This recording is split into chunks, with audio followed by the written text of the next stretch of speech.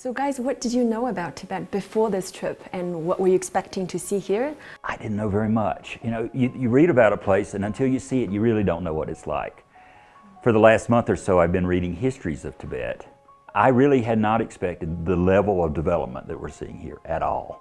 I thought it was going to be a significantly poorer place than the provinces I've seen in the rest of China.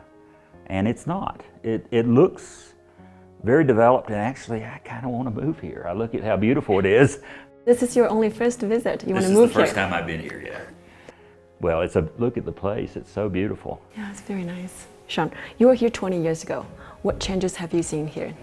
I think for me, the first that was most shocking was the investment into infrastructure. So I run a research company, and when I came here, I told my team, you probably won't be able to reach me. I might not have access to internet or phone, but you look, there's cell phone towers all over Tibet. I've had incredible speeds for internet, and the big thing was the roads. I mean, the roads the last time I were here were mostly dirt. It was winding. I remember just getting sick all the time and going, maybe 20 kilometers an hour. This time, it was fast highways connecting Lhasa to all of the little cities that we went to. So I think it was the infrastructure spending that has surprised me the most. I really didn't expect it to be so good. I'd like to add something to that. I think infrastructure spending is a key because it allows people to run businesses. You could not run a business here if you did not have roads and if you did not have good 4G or 5G capability. But now you see people setting up beds and breakfasts, even innovation centers, and they can do that because of the spending on infrastructure. I mean, we saw a huge dam that provides electricity, a new railway being built, roads all over the place. I actually spoke with an official, and he said to me, Sean, it's really expensive to fix the roads here. It gets cold, it's like negative 20 degrees Celsius during the winter, and actually, in many ways, some of the roads are not used that often because there aren't that many people out here, but we have to do it.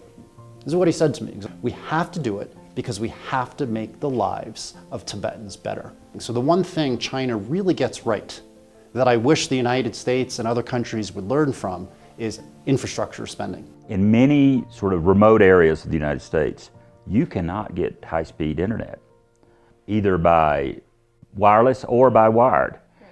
And there's no incentive to provide it. But we're here in a little village in the middle of Tibet, and we've got great 4G connectivity, which is really kind of amazing. Yeah, we really saw that with COVID. So many students weren't able to do home learning because they didn't have access to high-speed internet. So that's one of the failures of the American system, is that they spend so much money on war and on weapons and not enough on roads and telecom and infrastructure. It was just so dirty 20 years ago, and people just seemed so poor. I was really surprised at how healthy people looked. So what really surprised me was just how prosperous Tibet looks, and how everyday Tibetans really seemed healthy. They had access to medical care, they had access to education. That really surprised me. I was thinking we were going to be going, backward in time, and Tibet was really going to be left behind the rest of the country.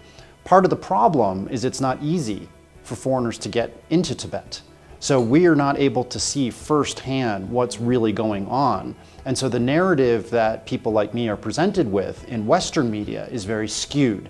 They always talk about Tibet as being poor or having religious uprisings. So it was really good for me to be able to see what's happening on the ground.